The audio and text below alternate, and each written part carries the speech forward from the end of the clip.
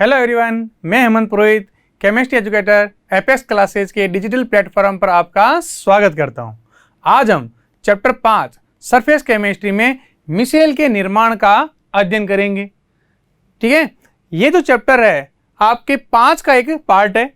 तो मिसेल का जो निर्माण है इसे अपन क्या कहते हैं? मिसेलाइजेशन। देखो, लास्ट लेक्चर के अंदर हमने कोलॉइड का वर्गीकरण कंप्लीट किया था, जिसमें लास्ट टॉपिक क्या था आपका? मिसेल। और मिसेल को अपन और क्या क्या कहते हैं? सहचारी कोलॉइड या संगुणित कोलॉइड। अब देखो, तो वापस आज मैं आपको मिसेल की परिभाषा वापस आपको याद दिला देता हूं। क्या होता है मिसेल? कि वह पदार्थ जो निम्न सांद्रता पर विद्युत अपघट्य की तरह कार्य करते हैं, जबकि उच्च सांद्रता पर कोलॉइड की तरह कार्य करते हैं, क्या कहलाते हैं? मिसेल। और आज हम इस मिसेल के निर्माण को ही देखेंगे। और इस मिसेल के निर्माण को हम किससे देखेंगे? साबुन या अपमार्जक की क्रियाविधि द्वारा। तो आज हम साबुन द्वारा कैसे मिसेल का निर्माण होता है उसके बारे में देखते हैं। तो देखो, सबसे पहले अपन स्टार्ट करते हैं मिसेल का निर्माण। तो क्या लेना पड़ेगा अपन को? साबुन। तो देखो, साबुन जो है ये क्या आपका जो साबुन या सोप जो होता है, इसका आपके रासायनिक सूत्र क्या होता है साबुन का? तो इसे अपन कहते हैं, रासायनिक नाम जो है सोडियम स्टीरेट। क्या कहते हैं? Sodium stearate. तो पहले नाम लिखते हैं, फिर इसका फॉर्मूला बताते हैं। तो साबुन का जो नाम है क्या है? सोडियम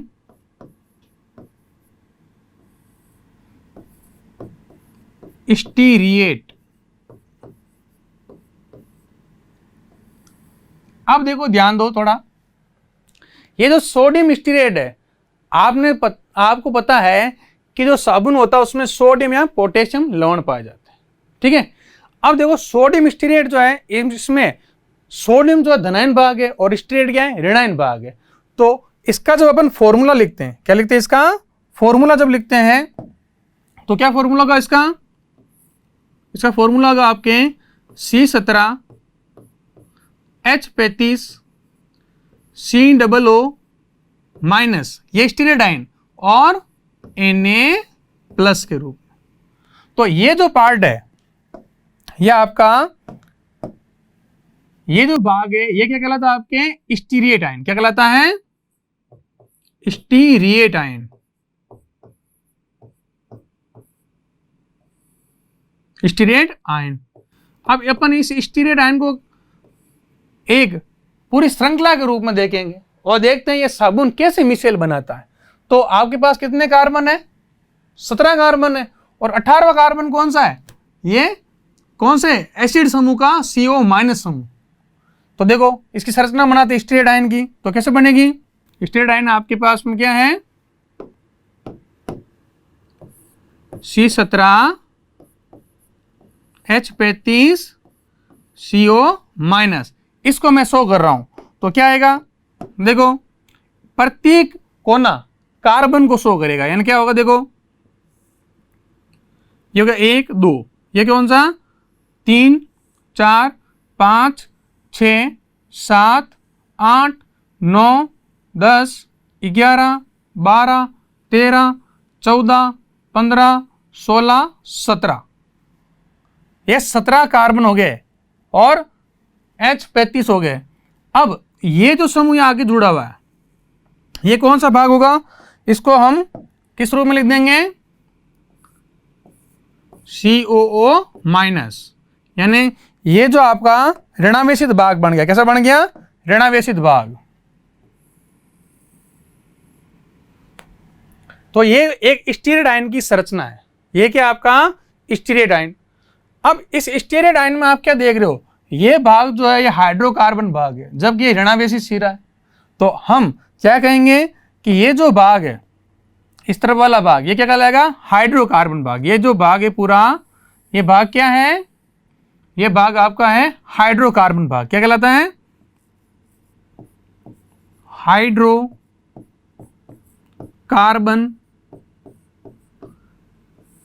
हाइड्रोकार्बन भाग। और ये क्या कहलाता है आपके? ऋणावेशित भाग। ये जो भाग क्या है आपका?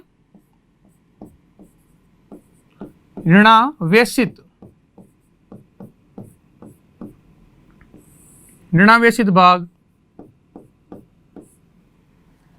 तो आपने क्या देखा कि जो स्टीरेट आयन है उसमें कितने भाग हो गए? 2 भाग। एक तो हाइड्रोकार्बन भाग है और एक जो ऋणावेशित भाग है। तो स्टीरेट आयन के कितने भाग हो गए? 2, हाइड्रोकार्बन भाग और ऋणावेशित भाग। दिख रहा है आपको? अब देखो, अभी अपन ने स्टीरेट आयन को तोड़ा है।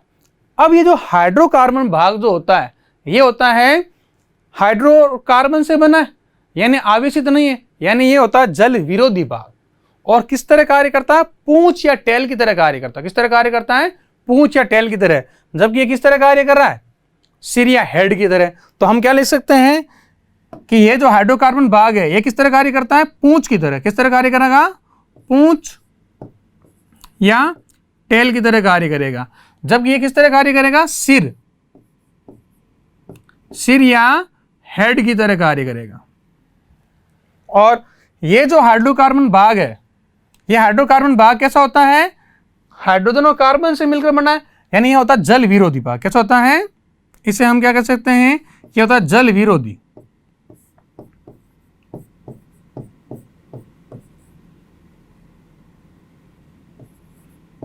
जल विरोधी।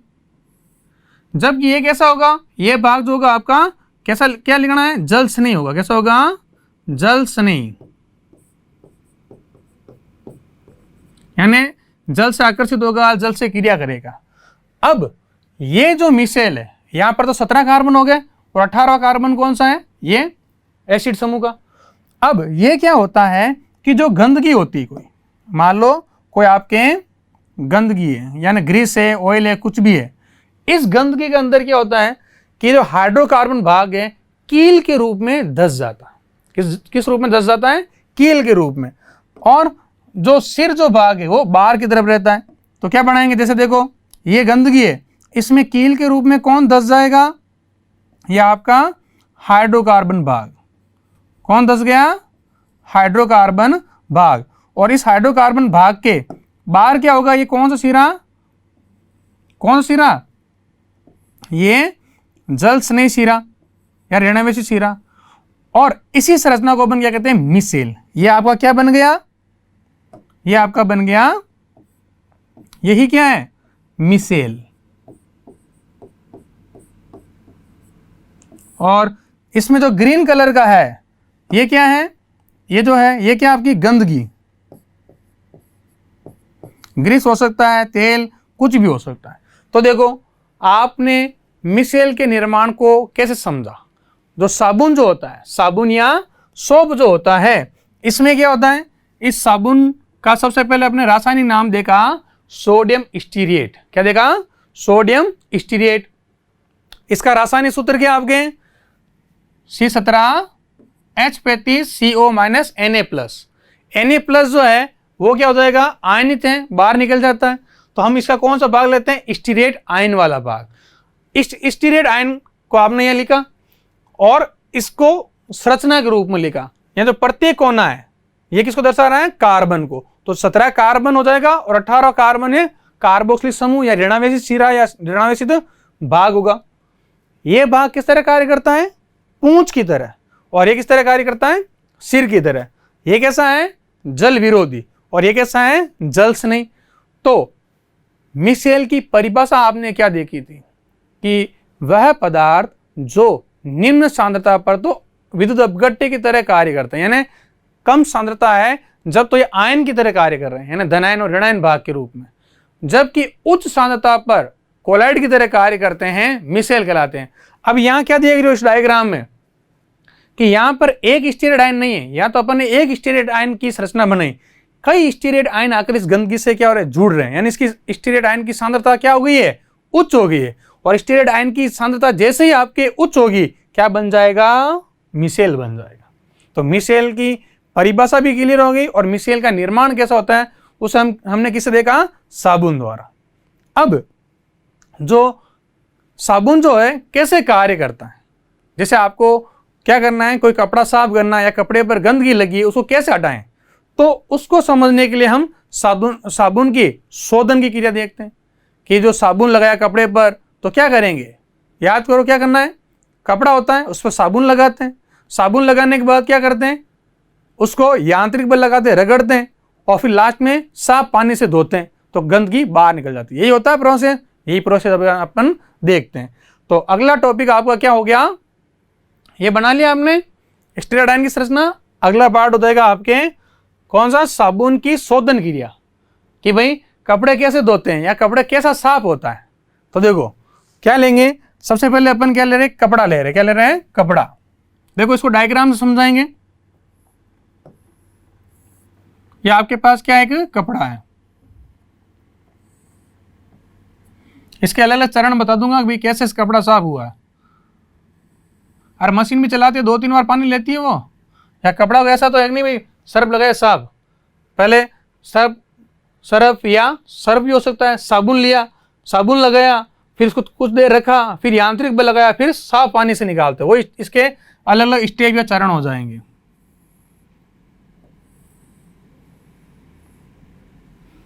अब देखो क्या करेंगे, सबसे पहले ये जो कपड़ा है ये अपन ने क्या बनाया, कपड़ा बनाया। ये क्या आपका कोई कपड़ा है जिस पर क्या लगा हुआ है, इसके ऊपर कोई अशुद्धि लगी हुई, क्या लगी हुई है, या अशुद्धि यानी ग्रीस या कुछ भी अशुद्धि लगी हुई है, इसको मेरे को हटाना है। तो क्या करूंगा, गंदे कपड़े के ऊपर अपन क्या लगाएंगे, साबुन लगाएंगे। तो साबुन लगाते क्या आएंगे, इसके अंदर स्टीरेट आयन आ जाएंगे। क्या जाएंगे, कई सारे स्टीरेट आयन जो है इसके अंदर प्रवेश करना शुरू करेंगे। खूब आगे स्टीरेट आयन, साबुन पूरा पर लगाया, केवल गंदगी पर नहीं लगाया, स्टीरेट आयन आए इसके अंदर। अब ये स्टीरेट आयन क्या करते हैं, जिसका ये कौन सिरा बना रहा हूं मैं, ऋणावेशी सिरा। तो अभी हमने देखा कि जो आसमानी कलर का जो भाग है, जल विरोधी भाग है, वो कील के रूप में क्या होगा, इस गंदगी के अंदर धंस जाएगा। यानी अगले स्टेप में क्या होगा, जो ये गंदगी बनाई है आपने, इस गंदगी के अंदर कौन सा भाग इसके अंदर धंस जाएगा, जल विरोधी भाग। कौन सा, जल विरोधी भाग इसके अंदर धंस जाएगा। और बाहर की तरफ कौन सा सिरा रहेगा, बाहर की तरफ रहेगा जल स्नेही भाग यहां पर। तो अभी तो साबुन लगाया आपने गंदगी के ऊपर, कहां लगाया है, साबुन को गंदगी के ऊपर लगाया है।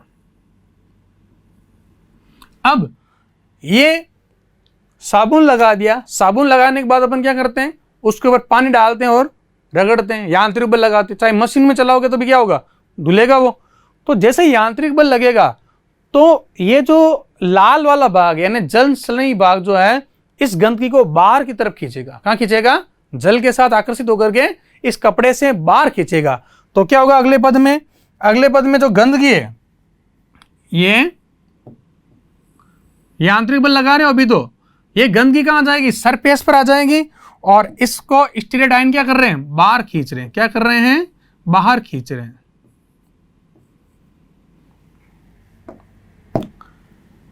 बाहर क्यों खींच रहे हैं, क्योंकि जो लाल वाला भाग है यानी जल स्नेही भाग जो है, वो क्या कर रहा है, आपके जल से आकर्षित होकर इसको गंदगी को या मिसेल बना दिया, इस गंदगी को बाहर निकाल रहा है, खींच रहा है। अब क्या होगा, अंत में हम क्या करते हैं, साफ पानी से वापस कपड़े को धोते हैं, यानी ये गंदगी बाहर आ जाएगी और यांत्रिक बल लगेंगे, साफ पानी और डालेंगे। तो यहां जैसे साफ पानी डालोगे तो अगले स्टेप में क्या हो जाएगा कि जो पूरी गंदगी है ये कपड़े से क्या हो जाएगी, बाहर निकल जाएगी। यानी ये गंदगी, और इस गंदगी से कौन चिपका हुआ है, मिसेल। कौन चिपका हुआ है, मिसेल।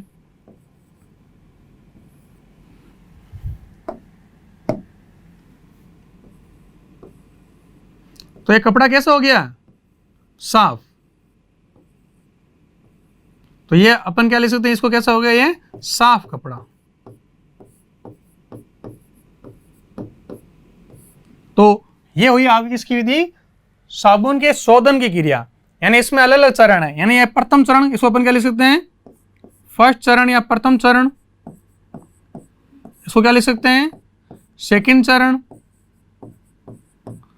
ये थर्ड चरण, और लास्ट में ये आपके हो गया फोर्थ चरण। तो हम डेली लाइफ में काम करते हैं तो ये आपके थ्योरी के अंदर भी हो गया, वही चीज है, कुछ नहीं था। क्या था? गंदगी लगी थी, गंदगी के ऊपर आपने क्या लगाया? साबुन लगाया, तो कई सारे स्टीरॉयड आयन आए और फिर इसका जो आसमानी भाग है, जल विरोधी भाग, वो किस में धस गया? अगले पद में गंदगी में धस गया। यानी आपके जो आपके ग्रीन कलर का जो भाग है वो क्या है? ये क्या है? गंदगी, इसके अंदर धस गया। अब धसने के बाद क्या किया आपने? यांत्रिक बल लगाया। भाई सर्फ में लगाने के बाद रगड़ना पड़ता है, रगड़ा उसको, तो ये क्या हो रहा है? जल स्नेही भाग जो बाहर वाला है वो क्या कर रहा है? इसको बाहर खींच रहा है, और अंत में साफ पानी से जैसे ही धोआ, पूरी गंदगी हट गई, मिसेल के रूप में यहां से हटा दिया साबुन ने, और कपड़ा कैसा हो गया? साफ कपड़ा हो गया। तो ये होगी आपकी किसकी विधि? साबुन के शोधन की विधि। अब देखो, अब आपने क्या पढ़ा अभी कि मिसेल जो है उसका निर्माण कब होता है? जब उच्च सांद्रता हो। तो कितनी सांद्रता हो? कि भाई वह पदार्थ जो निम्न सांद्रता पर तो वैद्युत अपघट्य है, परंतु उच्च सांद्रता में क्या हो रहा है? मिसेल का निर्माण कर रहे हैं। तो कौन सी सांद्रता? तो जिस सांद्रता पर पहली बार मिसेल का निर्माण हो जाता है, यानी जो स्टीरॉयड आयन आ जाते हैं, जहां मिसेल बना है, उसे हम कहते हैं, क्या नाम कहते हैं उसे? सीएमसी। उसे क्या नाम दिया जाता है? सीएमसी, क्रांतिक मिसेल सांद्रता। बात समझ में आई? क्या कहा मैंने कि सबसे पहले जिस सांद्रता पर किसका निर्माण होता है? मिसेल का निर्माण होता है या कोलाइड का निर्माण होता है, उसे अपन क्या कहते हैं? सीएमसी या क्रांतिक मिसेल सांद्रता। तो क्रांतिक मिसेल सांद्रता की परिभाषा क्या होगी? वह सांद्रता जिस पर सबसे पहले मिसेल का निर्माण होता है। भाई जुड़ रहे आयन, और कब जुड़कर मिसेल बनेंगे? निम्न सांद्रता पर तो वैद्युत अपघट्य है और उच्च सांद्रता पर कोलाइड है। तो कोलाइड जब बना, जिस सांद्रता पर बना, वो क्या कहलाएगा? क्रांतिक मिसेल सांद्रता। और जब मिसेल बनता है उस समय जो ताप होता है उसे अपन कहते हैं क्राफ्ट ताप। तो हम दो टर्म्स है वो पढ़ते हैं, एक तो क्या है इसके अंदर? क्रांतिक मिसेल सांद्रता। तो क्या हेडिंग हो गया आपका? आपका हेडिंग हो गया इसके अंदर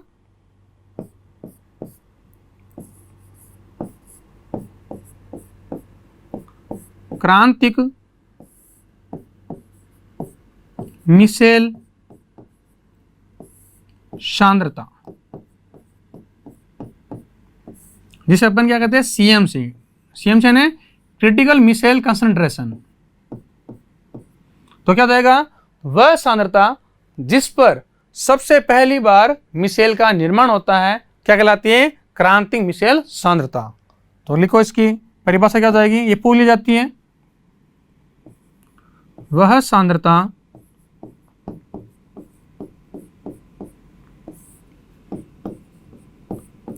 जिस पर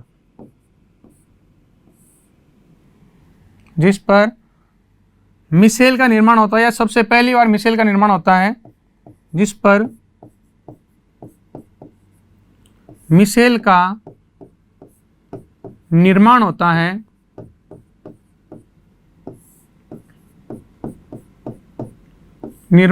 है, क्रांतिक मिसेल सांद्रता कहलाती है।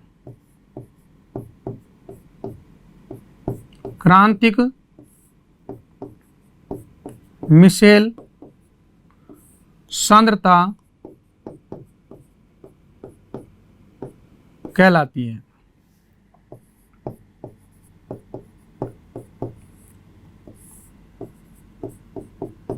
तो क्या हो गया? वह सांद्रता जिस पर मिसेल का निर्माण होता है क्या कहलाती है? क्रांतिक मिसेल सांद्रता कहलाती है। देखो, अब साबुन जो है, साबुन के लिए क्रांतिक मिसेल सांद्रता का मान कितना है? 10 की घात -4 से 10 की घात -3 तक। तो जैसे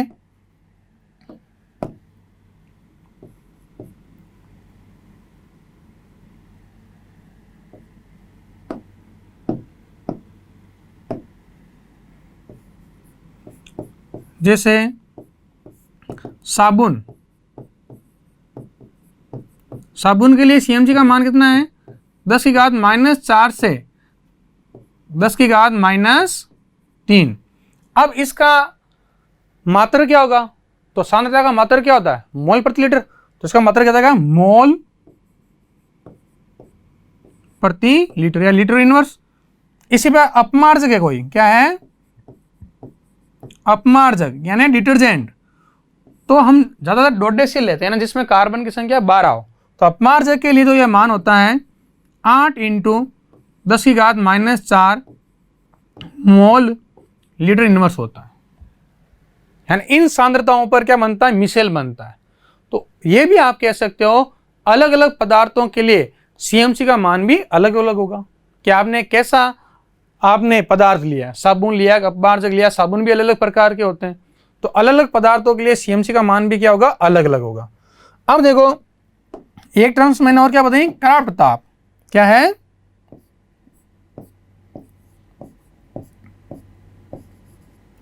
क्राफ्ट ताप। तो क्या लिखेंगे? वह ताप जिस पर मिसेल का निर्माण होता है क्राफ्ट ताप कहलाता है। तो क्या लैंग्वेज लिखनी है आपको?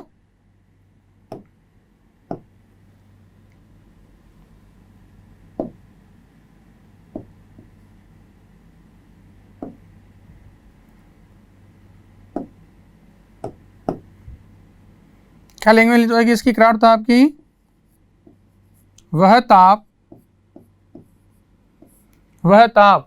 जिस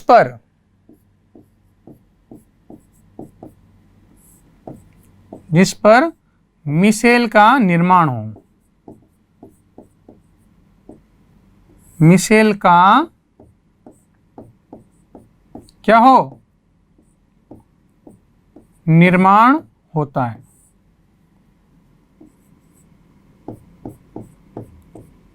निर्माण होता है, क्राफ्ट ताप होता है। क्राफ्ट ताप होगा।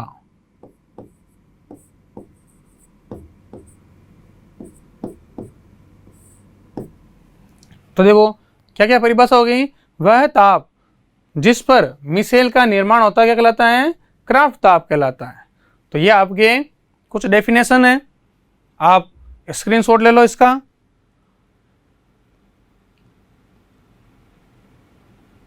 तो ये टर्म्स हैं, कभी भी पूछ ली जाती है क्राफ्ट ताप क्या है, मिसेल क्या है, या सीएमसी क्या है। तो ये सब किसके अंदर आती है? आपके छोटे शॉर्ट नोट्स वाले क्वेश्चन जो आते हैं उसके अंदर पूछे जाएंगे आपको।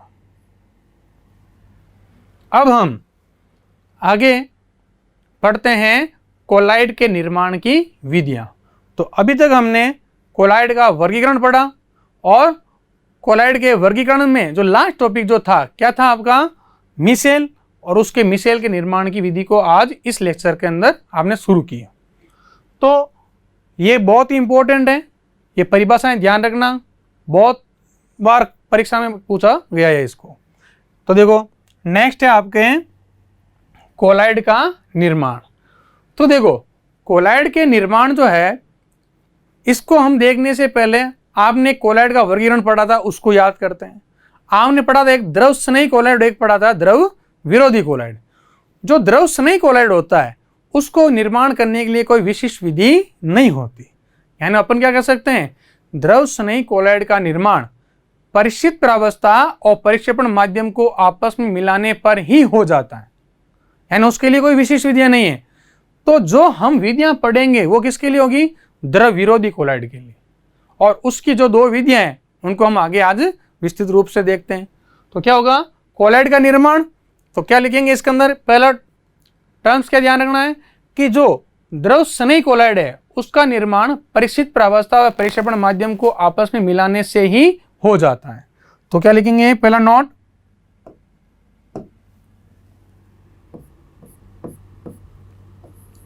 द्रव स्नेही। द्रव स्नेही को और अपन क्या कहते हैं? द्रव रागी। द्रव स्नेही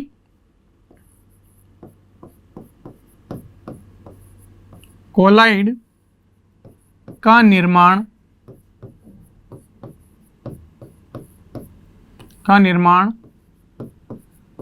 परिक्षित प्रावस्था व दूसरा घटक क्या होता है? परिक्षेपण माध्यम। क्या होता है? वह परिक्षेपण माध्यम को आपस में मिलाने पर ही हो जाता है। आपस में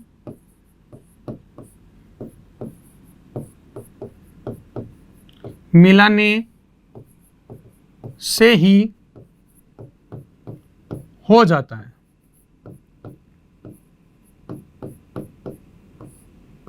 बताओ इसका एग्जाम्पल बताओ। द्रव सनई कोलाइड का उदाहरण बताओ। क्या होगा? स्टार्च का सोल, गोंद का सोल। तो क्या लिखेंगे? जैसे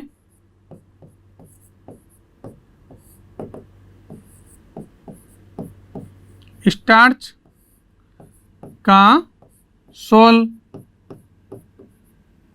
गोंद का सोल। गोंद देखा हमने, कल भी बात की थी कि गोंद अगर मान लो सूख भी जाता है तो क्या करते हैं अपन? गोंद की जो बोतल होती है, अगर मान लो गोंद कुछ समय पड़ा पड़ा सूख गया, तो आप पानी डालोगे और वापस हिलाओगे तो गोंद वापस तैयार हो जाएगा। तो ये कैसा है? इनको केवल परिक्षेपण माध्यम को वापस मिलाओगे, हाथों हाथ बन जाएगा। तो हम जो पढ़ेंगे वो किस लिए पढ़ेंगे? द्रव विरोधी के लिए। तो क्या कहेंगे? अगला टर्म क्या हो जाएगा? द्रव विरोधी, या ऐसा अपन क्या कहते हैं? द्रव विरागी। द्रव विरोधी कोलाइड, द्रव विरोधी कोलाइड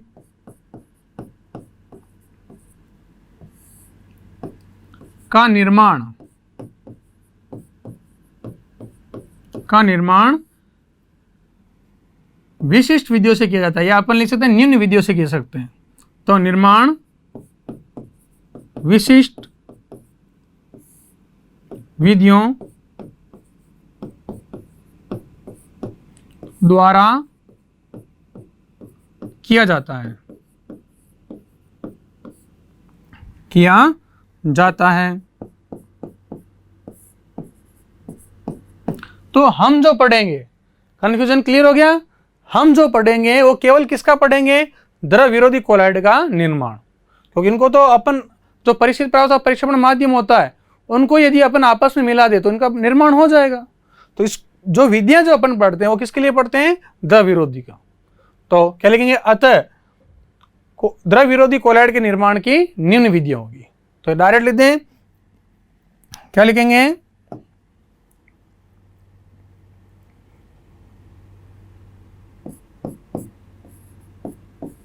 द्रव विरोधी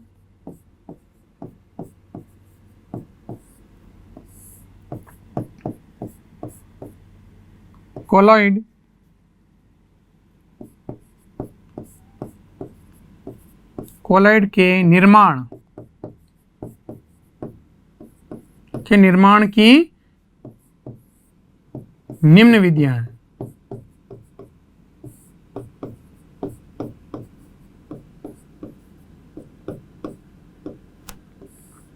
निम्न विधियां हैं। देखो इसकी दो विधियां हैं, इसकी परिभाषा बताएंगे। एक विधि तो आपके कौन सी? एक तो है परिक्षेपण विधि। कौन सी है? परिक्षेपण विधि। अपन इनका डिटेल से देखेंगे अभी अध्ययन। परिक्षेपण विधि। और दूसरी विधि कौन सी है? दूसरी विधि है आपके पास संघनन विधि। कौन सी? संघनन विधि। और दोनों की भी अपन क्या लेते हैं? डेफिनेशन लेते हैं। तो देखो समझो, परिक्षेपण विधि में क्या करेंगे? इस विधि में क्या करेंगे? बड़े कणों को तोड़कर कोलाइडी विलीन का निर्माण करेंगे। यानी इसके अंदर जो कण होंगे वो बड़े बड़े आकार के होंगे, उनको तोड़कर कोलाइडी कणों की परास में लाया जाएगा। जबकि इसमें क्या होगा? इसमें छोटे कणों को संघनन यानी जुड़ना, तो इस विधि में छोटे कणों को आपस में मिलाकर कोलाइडी विलीन का निर्माण किया जाएगा। आगे बात समझ में? तो ये दोनों में डिफरेंस है। तो परिक्षेपण विधि की परिभाषा क्या हो जाएगी? इस विधि में कोलाइडी कणों को तोड़कर, या इस विधि में जिस पदार्थ का कोलाइडी विलीन बनाना है उसको तोड़कर क्या बनाते हैं, कोलाइड का निर्माण करते हैं, और इसमें कणों को जोड़कर कोलाइड विलयन का निर्माण करते हैं। तो पहला लगाते हैं अपन कौन सा, परिक्षेपण विधि। तो परिभाषा लेते दोनों की।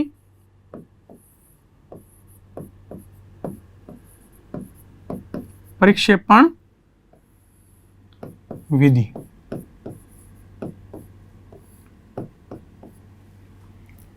तो क्या हो जाएगा, इसमें बड़े कणों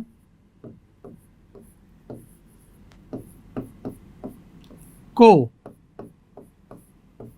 तोड़कर कोलाइड का निर्माण किया जाता है। कोलाइड का या कोलाइडी विलयन का निर्माण किया जाता है, ऐसा भी लिख सकते हो। कोलाइडी विलयन का निर्माण किया जाता है, का निर्माण किया जाता है।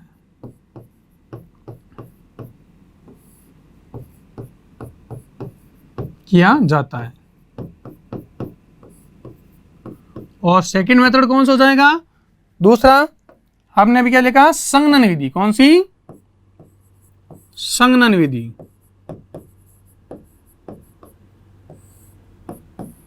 क्या लिखोगे इसमें,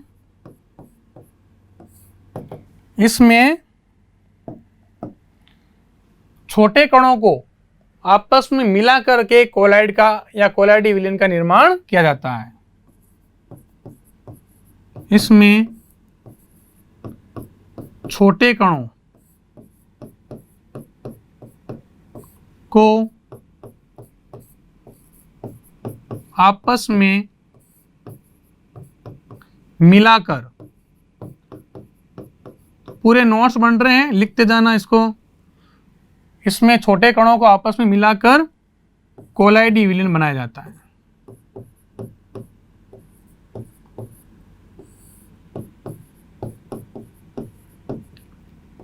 विलयन बनाया जाता है या कोलाइडी विलयन का निर्माण किया जाता है।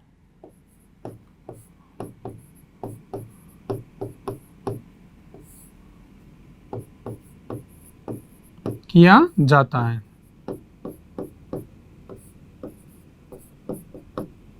ठीक है।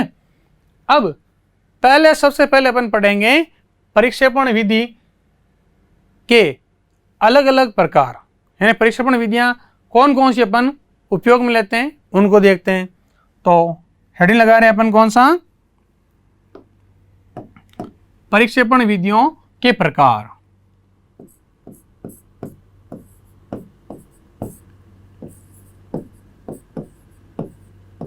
परिक्षेपण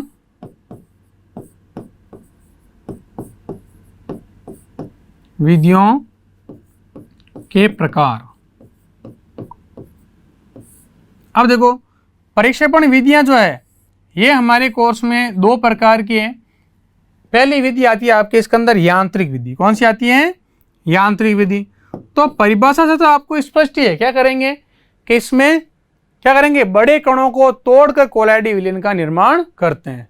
यानी इसके अंदर बड़ी चीज लेनी है जिसको तोड़ करके कोलाइडी विलयन के परास के अंदर लाना है। तो इसके अंदर पहली विधि आती है यांत्रिक विधि। कौन सी आती है, यांत्रिक विधि। यांत्रिक विधि, देखो इसको अपन डायग्राम से देखते हैं। तो क्या करेंगे, इसके अंदर यांत्रिक मील होती है। क्या होती है, यांत्रिक मील। देखो इसको, तो इस मील में क्या करते हैं, ये जो यांत्रिक मील जो होंगी इस पर बाहर तरफ क्या लगे होते हैं, बेल्ट या पट्टे लगे होते हैं। क्या लगे होते हैं, बेल्ट या पट्टे। और बीच में क्या लगी होती है, डिस्क, जिसमें कोलाइडी विलयन क्या होता है, पीसा जाता है। बेल्ट तो घूमेगा और बाकी का जो पार्ट होगा, जैसे मैंने क्या किया, यहां पर बेल्ट लगाया। क्या लगाया, बेल्ट। बेल्ट या पट्टे लगा दिए दोनों तरफ।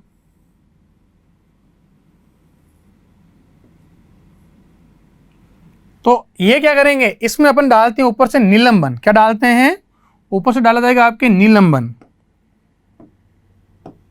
यानी यहां से पदार्थ डालेंगे अपन कौन सा, निलंबन।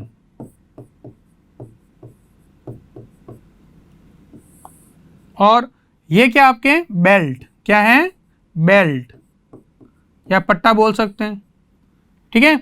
और इसे अपन कहते हैं कोलाइडी चक्की या कोलाइडी मील। तो इसको नाम ये मिलेगा आपको कोलाइडी चक्की, क्या कहते हैं, कोलाइडी चक्की या मील लिख दो आप। अब देखो समझो ध्यान से, तो यहां क्या होता है कि हम क्या करेंगे, पहले समझो क्या करेंगे। सबसे पहले हमें जिस पदार्थ का कोलाइडी विलयन बनाना है, जिस पदार्थ का कोलाइडी विलयन बनाना है उसको चूर्णित करके परिक्षेपण माध्यम के अंदर डाल देते हैं। और परिक्षेपण माध्यम के अंदर डालने से क्या बन जाएगा, आपके निलंबन बन जाएगा या निलंबन विलयन बन जाएगा। फिर इस निलंबन विलयन को इस मील के अंदर डालते हैं, तो ये पट्टे क्या करते हैं, गति करते हैं। तो यहाँ जो है, यहाँ आपके कोलाइडी विलयन का निर्माण होता है। किसका निर्माण होता है, कोलाइड का। यहाँ आपके कोलाइड का निर्माण हो जाएगा, यानी पीसेगा और सूक्ष्म कर देगा, बड़े कणों को किसमें तोड़ेगा, छोटे कणों में। तो निलंबन कैसे बना, जिस पदार्थ का कोलाइडी विलयन बनाना, पहले इसको क्या बनाया हमने, चूर्ण बनाया। और चूर्ण बनाने के बाद क्या किया, उसको परिक्षेपण माध्यम के अंदर घोल दिया और निलंबन तैयार करके इसके अंदर डाल दिया। एक विधि तो यह है। या कभी कभी क्या करते हैं, इसके अंदर दो बार डालते हैं। जिस पदार्थ का कोलाइडी विलयन बनाना है पहले उसको डाल देते हैं, जिससे उसका चूर्णन हो जाता है। फिर परिक्षेपण माध्यम और उस चूर्णन को लेकर के वापस इसके अंदर डाल देते हैं, जिससे एक तरह का आपके कोलाइड का निर्माण हो जाता है। अब इसका उदाहरण क्या है, इससे कौन कौन से कोलाइड बनाए जाते हैं। देखो, जैसे पेंट या वार्निश, जैसे अपन बाजार में जाते हैं, वो बाजार में जो दुकान होती है कलर वाले की, उस अपन क्या कहेंगे कि हमें पेंट करवाना है। वो कहेगा कैसे रंग दूँ, किस प्रकार का, चलो अभी तैयार करके देता हूँ। तो क्या करेगा वो, हाथों हाथ तैयार करके देता है। तो इससे अपन क्या कर सकते हैं, पेंट वार्निश तैयार करते हैं। इससे टूथपेस्ट तैयार करते हैं। जैसे क्लोजअप देखा हमने, उसके अंदर क्या है, क्लोजअप जो है उसके अंदर छोटे छोटे कण है कि नहीं है, तो टूथपेस्ट बनाते हैं। जैसे आजकल आता है चारकोल युक्त कोलगेट। चारकोल का अर्थ क्या है, कार्बन है उसके अंदर, अधिशोषण ज़्यादा है, जो क्या होगा, दांत के अंदर जो गंदगी है उसको भी निकाल लेगा। तो टूथपेस्ट के निर्माण में इसका उपयोग करते हैं। शाई के निर्माण में, शाई जो है उसका भी निर्माण, के अलग अलग प्रकार की शाई बनानी है तो उसमें भी कौन सी विधि काम लेंगे, यांत्रिक विधि। तो इस विधि का क्या क्या उदाहरण है या इससे क्या क्या बना सकते हैं। पहला क्या बताया, पेंट, टूथपेस्ट, शाई आदि का निर्माण इस विधि से कर सकते हैं। तो इसका उदाहरण क्या हो जाएगा,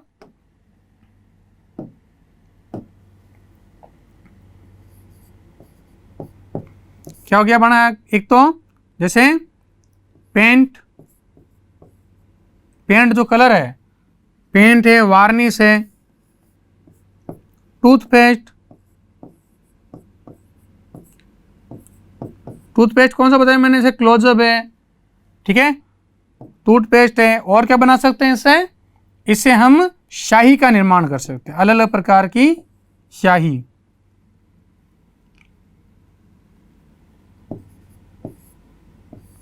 आदि।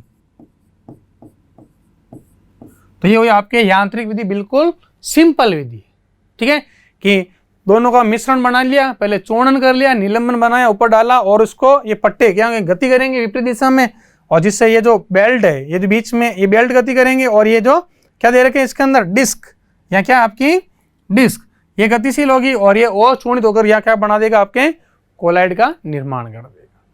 तो ये पहली विधि हुई कौन सी, परिक्षेपण विधि की पहली विधि, यांत्रिक विधि। अगली है आपके ब्रेडिंग आर्क विधि या वैद्युत परिक्षेपण विधि। तो नेक्स्ट विधि लेते हैं अपन ब्रेडिंग आर्क या वैद्युत परिक्षेपण विधि। नोट कर लिया यहां तक।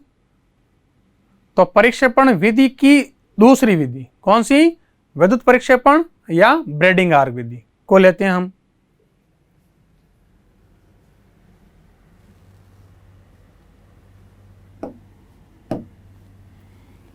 और सेकंड विधि कौन सी आपकी, वैद्युत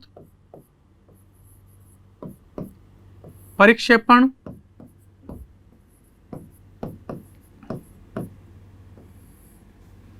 या बहुत इंपॉर्टेंट विधि है, इसे कहते हैं ब्रेडिंग आर्क विधि। क्या कहते हैं इसे?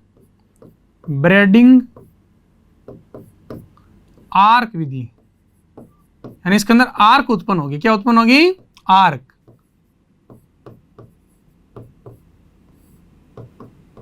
अब देखो, तो इसमें क्या करेंगे, हमें जिस धातु का कोलाइडी विलयन बनाना है उसकी छड़ें लेंगे, यानी उसके इलेक्ट्रोड लेंगे, और उन इलेक्ट्रोडों को आपस में क्या करेंगे? संपर्क में करेंगे।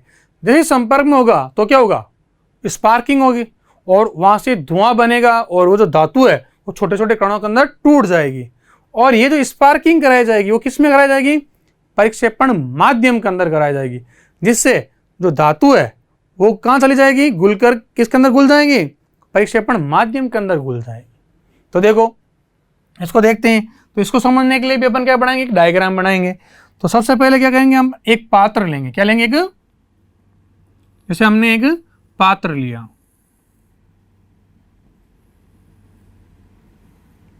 इस पात्र में क्या भरेंगे अपन?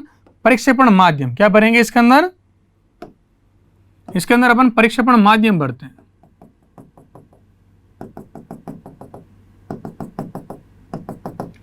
और ये जो पात्र है, इस पात्र के चारों ओर क्या लगा देंगे? बर्फ लगा देंगे। तो बर्फ भरने के लिए इसके बाहर की तरफ भी एक पात्र बनाएंगे हम, इसके बाहर तरफ भी क्या बनाएंगे? क्या पात्र बनाएंगे। और उस पात्र में क्या भरा होगा आपके? उस पात्र में आपके बर्फ भरा हुआ है। क्या भरा हुआ है? बर्फ। तो हमने यहां क्या भर दिया? बर्फ के क्रिस्टल भर दिए। क्यों? क्योंकि जैसे विद्युत आर्क उत्पन्न होगी, तापमान उत्पन्न होगा, तो उस तापमान को कम करने के लिए, तापमान जो बढ़ जाता है उसको कम करने के लिए चारों तरफ हम क्या भर देते हैं? ये बर्फ भर दिया। क्या भर दिया आपने? आइस के टुकड़े या बर्फ के टुकड़े इसके अंदर डाल दिए गए हैं। और जिस पदार्थ का आपको क्या बनाना है, जिस पदार्थ का आपको कोलाइड बनाना है, उसकी क्या लेंगे अपन? छड़ें लेंगे। क्या लेंगे? उसकी छड़ें। रोड ले ली, उस पदार्थ की मैंने क्या ले ली? रोड ले ली रोड। और इस रोड को अपन किससे जोड़ देंगे? इस रोड को अपन विद्युत क्षेत्र से जोड़ देंगे। किससे जोड़ देंगे? आगे विद्युत क्षेत्र से।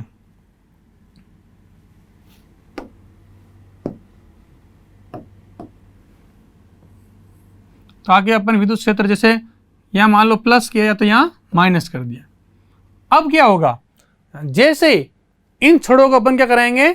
संपर्क में लाएंगे। तो जैसे संपर्क में लाएंगे तो क्या होगा?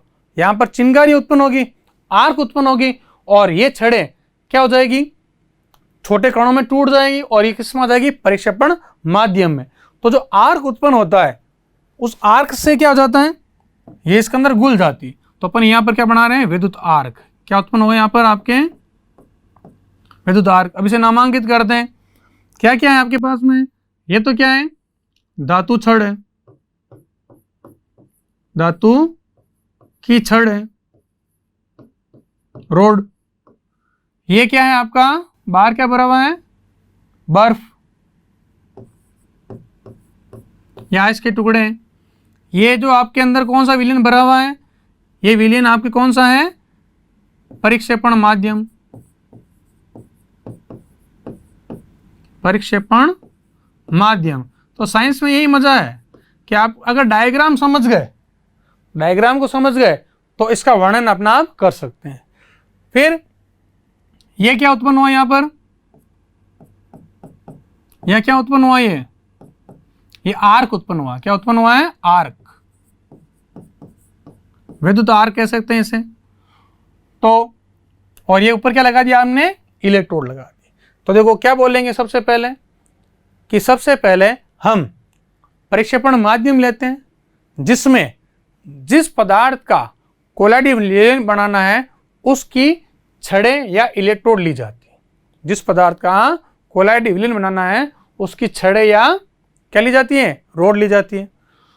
उनको विद्युत क्षेत्र से जोड़ दिया जाता है, यानी एक तरफ धनात्मक सिरे से और एक ऋणात्मक सिरे से जोड़ दिया जाता है।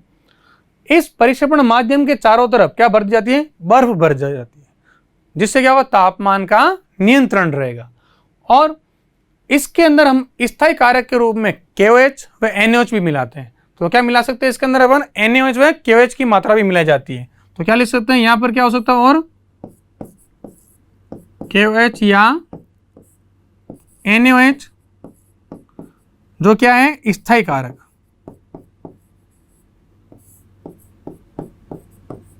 ये भी इसके अंदर मिलाए जाते हैं। तो जब इन धातु की छड़ों को अपन क्या कराएंगे, आपस में स्पर्श कराएंगे तो विद्युत आर्क उत्पन्न होगी, जिससे छड़ें छोटे टुकड़ों में टूट जाएगी और छोटे टुकड़े किस में घुल जाएंगे, परिक्षेपण माध्यम में, और आपका क्या बन जाएगा, कोलाइड बन जाएगा। अब इसमें एक और ध्यान रखना, ये जो विद्युत परिक्षेपण विधि जो है, इस विधि में ये धातु की छड़ जो है छोटे टुकड़ों में टूट रही है और वापस परिक्षेपण माध्यम में क्या हो रही है, घुल रही है, तो कण भी आपस में मिल सकते हैं। तो यह जो विधि है, परिक्षेपण विधि और संघनन विधि, दोनों विधियों का सम्मिलित रूप है। तो ये ध्यान रखना, कोई पूछ ले प्रश्न में कि विद्युत परिक्षेपण विधि या ब्रेडिंग आर्क विधि संघनन व परिक्षेपण विधि का सम्मिलित रूप है, स्पष्ट कीजिए। तो पूरा बताना है कि इसमें छड़ें आपस में जब संपर्क में आती है तो क्या होती है, बड़े कण टूट कर छोटे कणों में बदल जाते हैं, और जब कण वापस मिल जाते हैं या परिक्षेपण माध्यम मिलते हैं तो ये कौन सी विधि हो जाएगी, संघनन विधि। इसलिए परिक्षेपण विधि और संघनन विधि दोनों का सम्मिलित रूप है। तो क्या नोट हो गया अपने, क्या नोट हो गया, एक तो यह विधि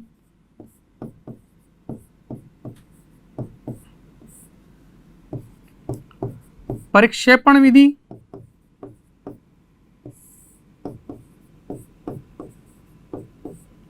व परिक्षेपण विधि व संघनन विधि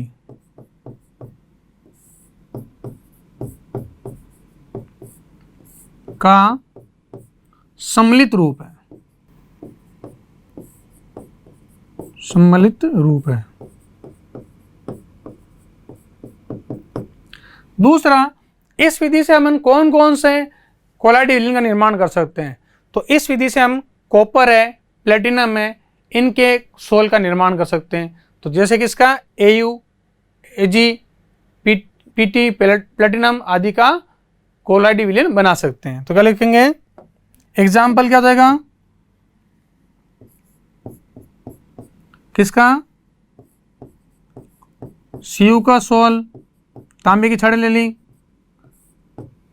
Au का सोल, Pt का सोल आदि।